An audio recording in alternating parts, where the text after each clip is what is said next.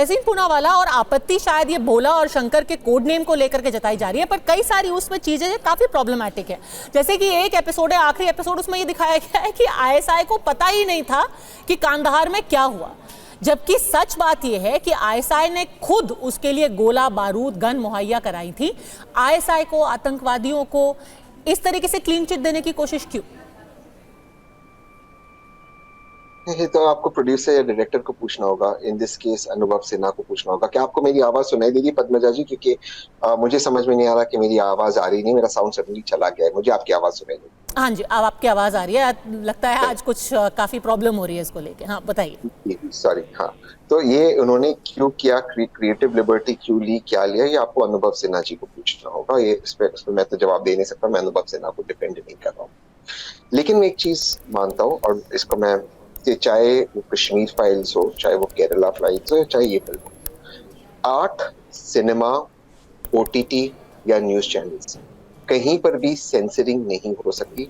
ना सरकार का हस्तक्षेप होना चाहिए, ना किसी मीडिया ऑर्गेनाइजेशन का होना चाहिए, ना हमारा। जी, किसी को आपत्ति है, जैसे शिवम को या शम्स को अगर आपत्ति हो, वो डेमोक्रेटिक मीन से उसको प्रोटेस्ट करे। अगर आपको ओटीटी का कोई शो पसंद नहीं आता, आप वो ओटीटी शो को सब्सक्राइब ना करें। आपको कोई न्यूज चैनल पसंद नहीं आता, आप चैनल चेंज कर दे। कोई पीस ऑफ आर्ट आपको पसंद नहीं आती, आप आर्ट गैलरी से बाहर चली जाए। आपको कोई किताब पसंद नहीं आती, आप किताब बंद कर दीजिए। सेंसरिंग नहीं होनी चाहिए, सरकार की दखलबाजी नहीं होनी चाहिए। अगर किसी व्यक्ति ने कोई चीज प्रोजेक्ट की है, आप उसके सामने दूसरा शो बनाओ, उसको सही प्रोजेक्ट करो। कोई गलत न्यूज देता है, आप उसके सामने एक सही न्यूज दो। लेकिन I am very uncomfortable as a matter of principle, चाहे वो कश्मीर फाइल्स हो, चाहे वो ये फिल्म हो, कि आप सरकार उसमें हस्तक्षेप दे, किसी भी तरह से सरकार उसमें इंटरफेयर करे, या सरकार के प्रवक्ता है, बीजेपी के प्रवक्ता है, कांग्रेस के प्रवक्ता है, इसमें इंटरफेयर करे। आर्ट और न्यूज में कोई इंटरफेरेंस नहीं होनी चाहिए। That is the true principles of democracy. लोकतंत्र में हुए, आप किसी से इत्तेफाक नहीं रखते हो, आप कुछ और बनाइए। Nobody stops you. ये एक free country. Shivam Tyagi. Thank you. मैं एक ही चीज कहना चाहता हूं कि इस देश में ऐसा भी हुआ है कि अगर किसी ने नेहरू जी को खादी का कैचुल लिख दिया तो उनको जो है जेल जाना पड़ गया। इस देश में ऐसा भी हुआ है कि किसी एक फेमस सिंगर के भाई को आकाशवाणी पर सिर्फ इसलिए बैन कर दिया गया था क्योंकि उन्होंने कुछ कमेंट कर दिया गया था। इसी देश में जो है किसी ने, अगर किसी प्रधानमंत्री के मीडिया एडवाइजर ने अगर कोई किताब लिखी और उसके ऊपर जो फिल्म बनी, तो इस देश में किस तरीके का हंगामा मचा हम जानते हैं। उस समय के प्रधानमंत्री अपने मीडिया एडवाइजर से मिलना बंद कर दिए थे। तो कृपया करके ये बहुत ही एक रिटॉरिक वाली जो भाषा है इसमें, इससे कि मैं इसका विरोध करता हूं, ये करता हूं, ये चलेगा नहीं।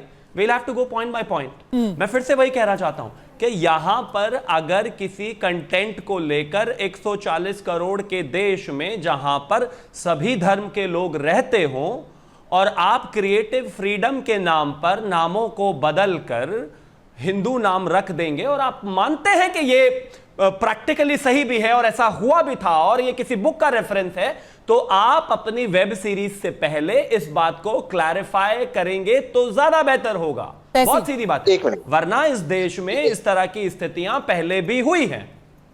जहां तक मेरी नॉलेज है पद्मजा जी, और शायद आप मुझे इस मेरी नॉलेज को आप दुरुस्त कर दीजिए, ये सिर्फ बुक पे रेफरेंस नहीं, माननीय उस वक्त के गृह मंत्री माननीय एल.के. अडवाणी जी का statement on the floor of parliament पर है कि ये नाम रखे गए थे। बिलहाल मैं ना ही मैं इस फिल्म को डिफेंड कर रहा हूँ, ना ही मैं कश्मीर फाइल को। मैं एक प्रिंसिपल के खिलाफ हूँ, और उस प्रिंसिपल के खिलाफ बोलना तो एक जमाने में सिर्फ दूरदर्शन ही था।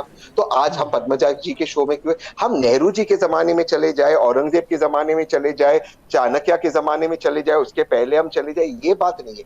वर्तमान में क्या होना चाहिए, वर्तमान में क्या न्यूज में, आर्ट में, फिल्म में सरकार की हस्तक्षेप होनी चाहिए। बिल्कुल, अगर आपको कोई पसंद नहीं आता, प्लीज आप डेमोक्रेटिक मीन से उसे प्रोटेस्ट कीजिए। प्लीज आप उसे ना देखिए, उसे बॉयकॉट कीजिए। That is fine. थ्रेटन करना, बॉयकॉट करना, ये गलत है, मैं ये नहीं मानता हूं। और सरकार की, खास करके आईएनबी मिनिस्ट्री की इसमें कोई भूमिका नहीं होनी चाहिए, स्पेशली दो चीजों में, ओटीटी प्लेटफॉर्म्स एंड न्यूज के अंदर। अगर आईएनबी मिनिस्ट्री न्यूज और ओटीटी प्लेटफॉर्म्स में दखल अंदाजी देना शुरू करे, ये बहुत डेंजरस है और हमारी डेमोक्रेसी को खतरा है। सरकारी दखलंदाजी नहीं होना चाहिए। जल्दी से इसका जवाब दीजिए, क्योंकि संजय लजार जो है हमारे साथ जुड़े हुए हैं, बहुत ही जरूरी है पर्सपेक्टिव देने वाले, इसलिए आप जवाब दीजिए 10 सेकंड में। शिवम त्यागी। हाँ, थैंक यू। मैं सिर्फ एक ही चीज कहना चाहता हूं तहसीन भाई, कि अगर यहां पर मैं हिंदुस्तान के कॉन्टेक्स्ट में बात कर रहा हूं, हिंदुस्तान की फिल्म इंडस्ट्री के बारे में कॉन्टेक्स्ट में बात कर रहा हूं, हिंदुस्तान के क्रिएटिव फ्रीडम के बारे में बात कर रहा हूं, तो माफ कीजिए, पाकिस्तान का एग्जांपल नहीं दूंगा मैं। या जिना का एग्जांपल नहीं दूंगा, मैं नेहरू का ही एग्जांपल दूंगा, मैं मिसेस गांधी का ही एग्जांपल दूंगा, क्योंकि वो इस देश की प्रधानमंत्री रही हैं और उसमें क्रिएटिव फ्रीडम के नाम पर किस किस तरीके से जिन्होंने क्रिएटिव फ्रीडम का इस्तेमाल किया या उसका फायदा लिया, उसके ऊपर क्या क्या कार्रवाई इस देश ने देखा है। तो भाई मैं उसी का रेफरेंस दूंगा। अगर पूर्व प्रधानमंत्री मनमोहन सिंह जी के ऊपर कोई किताब लिखी गई या फिल्म बनी, उसके बाद क्या क्या हंगामा हुआ, मैं उसी का रेफरेंस दूंगा। और अंत में एक और चीज कहना चाहता हूं, बार बार जो केरला फाइल्स की, आप कश्मीरी फाइल्स की जो आप बात कर रहे हैं, उस कहानी में कुछ भी झूठ नहीं है, उससे भी ज्यादा ब्रुटैलिटी हुई थी, सिर्फ सच्चाई ही दिखाई गई है। आप बार बार उसको यहां पर जो है IC 814 से जोड़कर उसको लीगलाइज नहीं कर सकते, गलत नहीं ठहरा सकते।